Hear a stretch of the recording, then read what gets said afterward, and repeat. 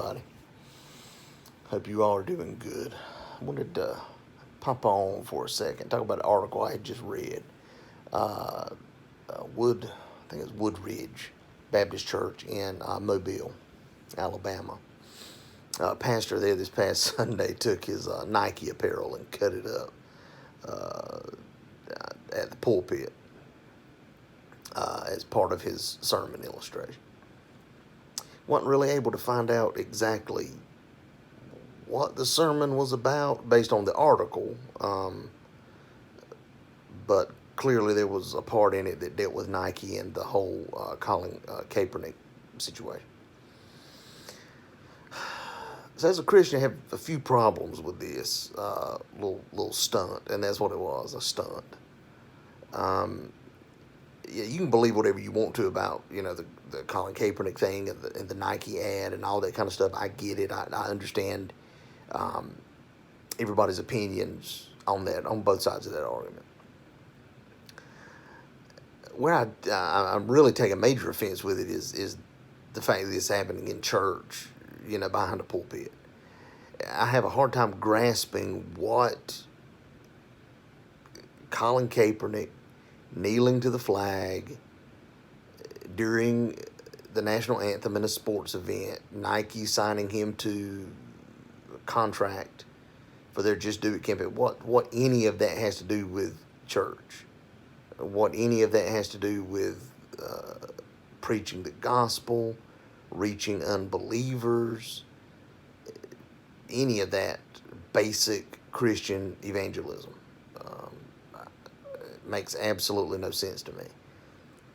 It's just another symptom of this growing Christian nationalism that we have in America today.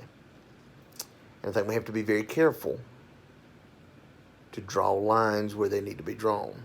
Yes, you're a Christian. Yes, you're an American. But you're a lot of other things, and you have to kind of balance that stuff out, which one is more important. I'm proud to be an American, absolutely. America's the greatest country on earth, all the other platitudes. But I think an eternal devotion is a bit more important than that of a national one. And if your faith is to guide your life and to be integrated into your life in such a way that it affects your actions and perceptions and things of that nature, then talking about Colin Kaepernick or Nike or standing up with some stupid scissors and cutting up some dirty old Nike wristband you had from the 80s is not proving anything to anybody. It's cheap, it's cheesy, it's completely antithetical to what he needs to be doing behind the pulpit, the pastor of this church, in this sense. So it's just really head shaking, equally as head shaking as the whole Kaepernick thing has started and ended with. And I think at this point it is done and over with. The ad that Nike released, though, really not really having anything to do with Kaepernick and sort of his whole thing. It was more about persons with limitations or disabilities or what have you, being able to achieve what they want to achieve. Very inspiring message. It's just very weird having Colin Kaepernick as kind of the face of that.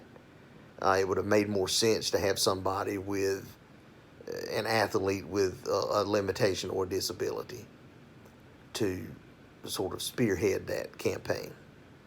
But then again, I'm not a PR marketing guy, so what do I know?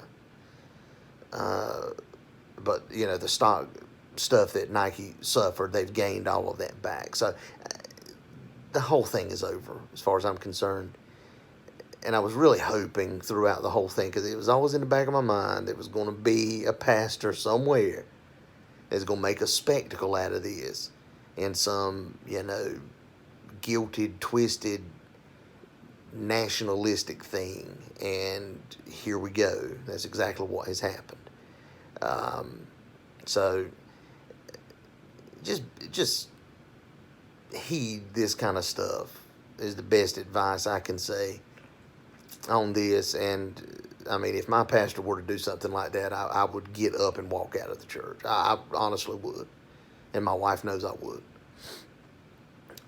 That kind of stuff I just don't tolerate. I think it's just cheap theatrics that have absolutely nothing to do with the gospel or with anything to do with Christ or evangelism. It's just dumb, stupid, childish, and ignorant, and foolish.